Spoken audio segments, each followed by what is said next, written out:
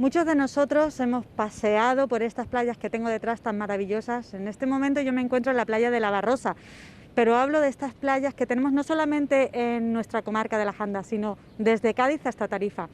Nos habremos dado cuenta en muchos de estos paseos que hay unas pequeñas construcciones cada cierto tiempo. Estas construcciones, cuando yo era pequeña y venía aquí a la playa de La Barrosa, nos servía para jugar con nuestros primos, nuestros hermanos.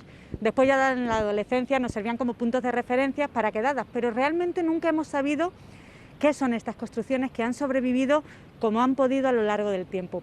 Pues bien, estamos hablando de los búnkers, y para hablar de estos búnkers nos acompaña hoy el historiador Javi Fornell, ya conocido en esta casa. Hola Javi, ¿qué tal? Hola, encantado. Te voy a poner paraguas lo primero porque siempre nos Sí, llueve. se me va volando la capucha. Hablaba yo de los búnkers. ¿Tú podrías hablarnos del origen, la construcción, qué hacen aquí? ¿Por qué están en mitad de la playa sobreviviendo en el transcurso del tiempo? Malviviendo, habría que decir muchos de ellos, desgraciadamente. Y están porque realmente estamos en una zona geoestratégica que se llama muy importante, una de las más importantes del mundo. Por eso tenemos la base de Rota aquí, o por eso Gibraltar sigue siendo inglesa. Porque es un lugar absolutamente importante para controlar el tráfico marítimo entre el Mediterráneo y el Atlántico, pero también cualquier entrada, cualquier invasión que podamos tener desde el norte de África. Y eso es así desde el principio de los tiempos. A nuestra espalda, aunque ahora mismo tengamos el búnker, tendríamos el castillo de Santipetri, el templo de Hércules, que ya nos indica la importancia de la zona. A lo largo del siglo, esta zona ha tenido que ser defendida continuamente. Las últimas defensas son las que vemos ahora, estos búnkers de hormigón que vienen de la Segunda Guerra Mundial. Sí, porque equivocadamente, bueno, equivocada y no equivocadamente, mucha gente lo relaciona con la guerra civil.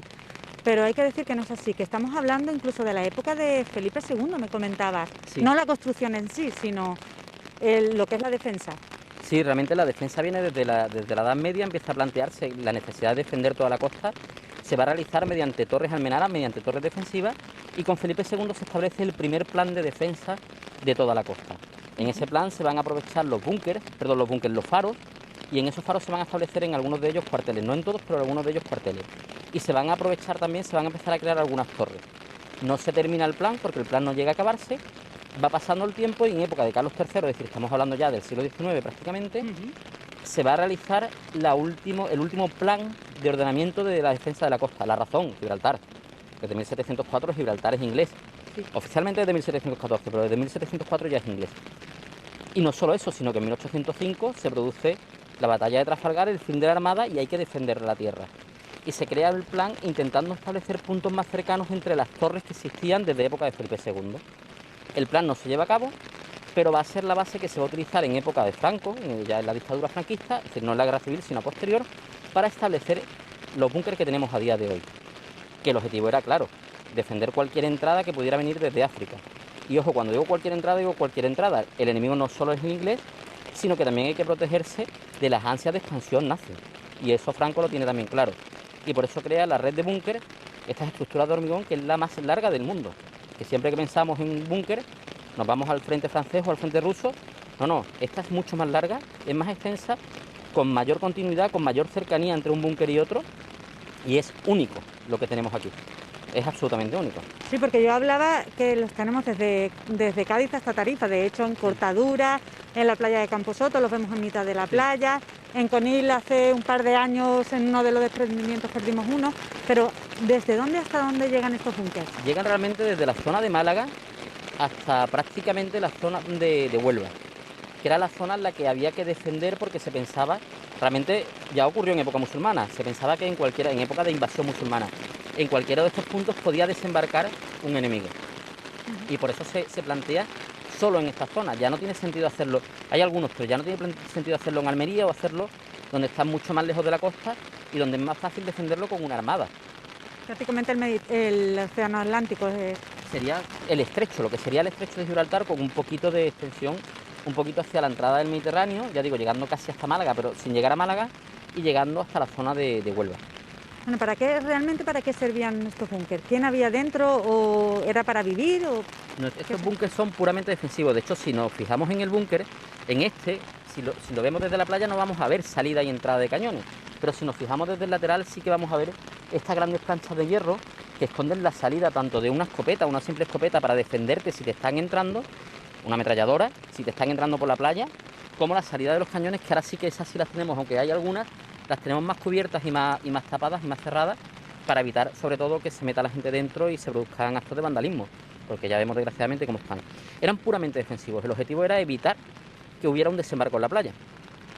Es increíble porque veo que ahora mismo podemos ver que hay dunas y no se ve nada. No tiene sentido poner ahí un cañón ni nada porque tenemos las dunas, pero se supone que esto estaba a pie de playa, en la orilla. Como podemos ver, no sé si sabéis, por ejemplo, en San Fernando, que se lo está comiendo la playa prácticamente. Pues podemos ver en Conil, por ejemplo, que yo creo que en Conil a lo mejor hay mucha gente de... Y en Barbate también. Y en Barbate también los hay. Es curioso porque además no solo los tenemos en primera línea de playa, también los tenemos en segunda línea. En la zona de Conil, en aquella parte donde se hacía el motocross, allí también teníamos búnkeres. Es verdad que no están en primera línea de playa, que a día de hoy no se ve el mar, pero en su momento sí. La costa estaba vacía, con lo cual estaban defendiendo la entrada por mar a pesar de que estén en segundo nivel. Si vamos por la zona de Facina, camino ya de Tarifa, vamos a ver búnkeres pegados a la carretera. Están también aprovechándose para defender, si en un momento dado has pasado la primera barrera, los búnkeres de la playa, tener una segunda línea que te defienda. Si nos vamos a la zona de Algeciras, tenemos la carretera de los Presos. En esa carretera de los Presos se construyó una montaña, se llama de los Presos porque la construyeron los presos. Se construyó toda una montaña para evitar que desde el norte de Marruecos o desde Gibraltar se pudiera controlar el tráfico de los soldados españoles. Es decir, se planteó todo mucho más allá de lo que nos podemos pensar. No son búnker puestos al azar. Lo vemos en algunos sitios que se han venido abajo, como puede ser en Campo Soto. Podemos pensar que están casi al azar. No. Tienen un sentido muy específico. Lo que nos faltan son algunos búnker por medio que se han caído. Eso es lo que nos faltan. ¿Había algún tipo de comunicación entre un búnker y otro? Sí, por supuesto. Sí. Tenían comunicaciones por radio, tenían un control de una a otra. Igual que en época musulmana, en época cristiana medieval, se tenía un sistema de luces. En época ya, obviamente en el siglo XX, un sistema de radiofrecuencias que permitían el control de un búnker a otro. ¿Y qué tiempo estuvieron inactivos estos búnkers? Pues están toda la Segunda Guerra Mundial. Y prácticamente después se van a ir abandonando, más que nada porque ya no tiene sentido. Ha terminado la guerra y no tiene sentido. Hay que tener en cuenta además que la situación en la que estamos es muy importante de cara al final de la Segunda Guerra Mundial. Porque aquí teníamos un grupo de espías, teníamos núcleos de espías que aprovechaban la zona estratégica para informar a un bando y a otro. Por eso también era tan importante, se sabía y se intuía que aquí se podía producir un desembarco. Ahora que me dices eso me estoy acordando de una cosa, lo que pasa es que voy a aprovechar ahora que Raúl está grabando esa zona, como me comentabas que en la parte de arriba debería de haber habido alguna garita que se ha venido abajo. Sí, es posible, es muy posible que arriba hubiera una garita que permitiera la salida de cañones. Hay escaleras hacia arriba, sí. Que permitiera la puesta, o bien hubo cañones al aire, cañones abiertos, o bien tenía que haber habido alguna garita como hay en otros de los búnkeres. Vemos además que está reconstruido, estos son búnkeres de hormigón, pero en este caso vemos cómo están recubiertos de piedra, muchos de ellos también para fortalecerlos aún más, pero en este vemos que sí que tiene algún arreglo posterior, pero sí que podemos ver las grandes planchas de acero, de hierro realmente forjado para darle más robustez al edificio, porque estamos hablando de un edificio, obviamente por dentro está hueco. Me estabas comentando el tema de los espías, y yo sé que hay un par de anécdotas que muy poca gente las sabe, de hecho me las has contado tú y yo me he quedado un poco perpleja porque no me lo podía imaginar. Cuéntanosla. Sí, tenemos anécdotas en las que el ejército inglés, sobre todo el ejército inglés, siempre motivado por las estrategias de Churchill, hay que decirlo que era un gran estratega, y se plantean engañar al ejército nazi con el lugar por el que van a entrar a los desembarcos en Europa. En el primer intento lo que hacen es que aprovechan en cierta forma que ha caído un hidroavión en la zona, sueltan una serie de cuerpos en la playa y entre esos cuerpos va una persona que lleva una carta dirigida al gobernador de Gibraltar, al gobernador militar de Gibraltar. En esa carta se explica por dónde van a entrar. Sin embargo, ese cuerpo con la carta es devuelto al ejército aliado por parte del gobierno franquista, obviamente previo paso por los alemanes, sin aparentemente haber abierto la carta. Con lo cual intuyen que no se han comido el truco. ¿Qué es lo que van a hacer? Van a estudiar cómo conseguir engañar a los nazis, a los espías nazis, y van a volver a intentarlo. Para eso lo que van a hacer es coger a un sin techo inglés en Londres, le crean toda una vida, lo convierten en teniente de la Armada, le crean toda una vida, desde cartas con su novia, fotografías, todo. ¿Y ese hombre puede ser alguien de aquí de la comarca? No, ese hombre era inglés. Vale. Es un inglés, un sin techo inglés de Londres que fallece y lo aprovechan. Y lo lanzan en el Golfo. esperando que el cuerpo aparezca otra vez en esta playa, porque tenemos la Casa de los Espías en Conil muy cerquita, y que llegue la información hasta allí. Sin embargo, el cuerpo aparece en Punta Umbría, en Huelva, y esa sí se la comen los ingleses, los nazis, perdón, hasta el punto que se dice que Churchill dijo se la han comido como carne picada. De hecho, la operación se conoce en inglés como mice meat, carne picada, porque lo que van a hacer es que las tropas nazis se dividan, en vez de irse hacia la zona de Sicilia, donde se va a producir el primer desembarco, se van a Grecia. Los aliados pueden entrar primero por Italia y ocupar Italia, y después realizarán el ataque en Normandía, finalizando la guerra. Estamos hablando del 42, estamos hablando todavía de una época que la guerra está fuerte, pero van a conseguir terminar la guerra gracias a este tipo de actividades que se hacen aquí por la importancia estratégica de la zona. Por eso están los búnkeres y por eso hay tal cantidad de espías aquí.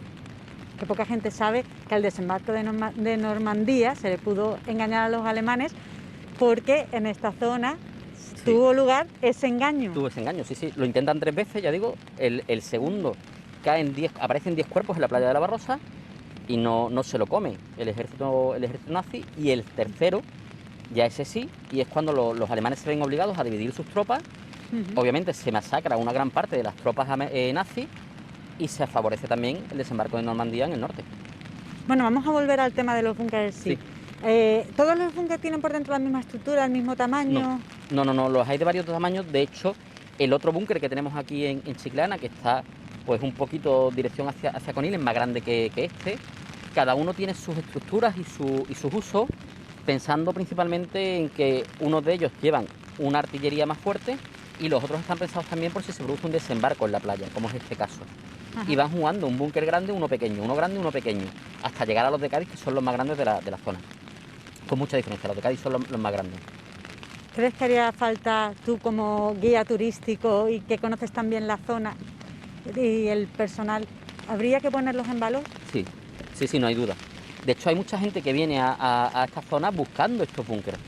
En la zona de San Roque, en la zona del estrecho de Gibraltar, se han creado algunas rutas pensando en estos búnkeres, se han creado algunas rutas pensando en la Segunda Guerra Mundial, porque hay un público que viene buscándolo. Sin embargo, en esta zona, en la zona de todas las andas, realmente en Cádiz se han arreglado algunos de los búnkeres ahora, pero en el resto, desgraciadamente, vemos cómo se están cayendo, cómo están en un estado de vandalismo total, cuando es un gran reclamo turístico, más de lo que nos creemos, dentro de un público especializado, obviamente.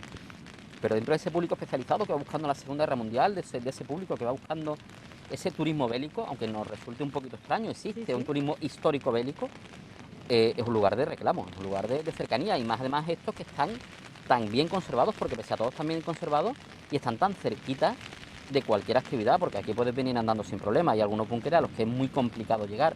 Si nos vamos a la zona del estrecho de Gibraltar, hay algunos que necesitas andar varios kilómetros, incluso varias horas para llegar hasta ellos. Esto no, esto tenemos los bares muy cerquitas y el búnker pegado, con lo cual lo puedes visitar, lo puedes ver desde la playa. Estamos en zonas que son muy positivas para el turismo, obviamente lo sabemos en Chiclana, y es una potencia cultural que tiene la zona y que no se ha puesto en valor, a la vista está, solo hay que verlo, y que mucha gente de la zona no los conoce. Ni siquiera saben lo que son o el origen. O el origen, sí, normalmente se piensan que son de la guerra civil. Sí. Y no es así. No tiene mucho sentido en la guerra civil hacer unos búnkers que miren a la playa. Porque además hay que pensar que en la guerra civil las armadas prácticamente son inexistentes. Sí que hay una armada republicana que de hecho llega a bombardear Cádiz en el 37, pero prácticamente es inexistente. No hay realmente, pues se ha dividido el ejército español, y aparte tampoco hay recursos económicos. Esto se hace con el apoyo nazi y con subvenciones nazis, buscando, ya digo, la defensa de los dos, pero se hace porque hay realmente recursos y hay fondos, si no sería absolutamente imposible.